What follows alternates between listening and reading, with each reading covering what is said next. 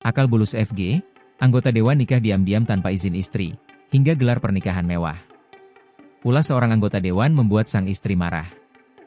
Hingga akhirnya istri yang berinisial NV, 33, di Kabupaten Bener Meriah, Aceh melaporkan suaminya FG ke polisi. Sabtu, 14 Juni 2025. Diketahui, FG adalah seorang anggota Dewan Perwakilan Rakyat Kabupaten, DPRK, Bener Meriah dari Partai Nasional. Ia kedapatan menikah dengan wanita lain tanpa izin istri sah.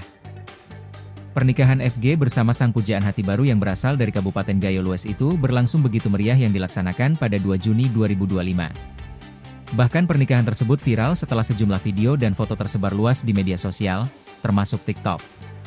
Namun sayangnya pernikahan itu ternyata tanpa ada persetujuan dari NV selaku istrinya FG yang pertama.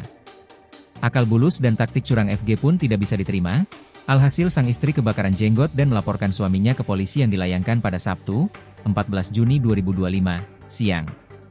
NV, melalui kuasa hukumnya Fakhrudin SH menyampaikan bahwa tindakan FG berpotensi melanggar pasal 279 KUHP tentang pernikahan yang dilakukan dalam ikatan perkawinan yang sah.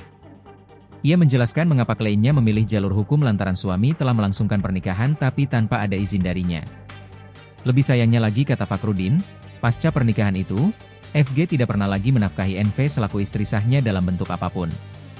Ini yang lebih menyakitkan, udah kawinnya tanpa izin, nafkahnya pun tidak dipenuhi lagi. Tentu klien kami ini sangat kecewa dan sama sekalian tidak menerima perbuatan FG, makanya hari ini kami memilih jalur hukum, tegasnya.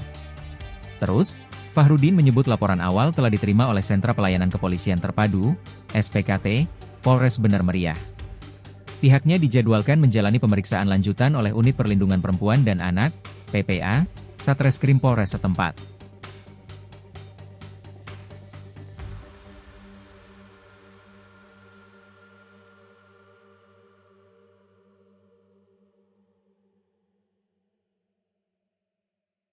Download Tribun X sekarang, menghadirkan lokal menjadi Indonesia.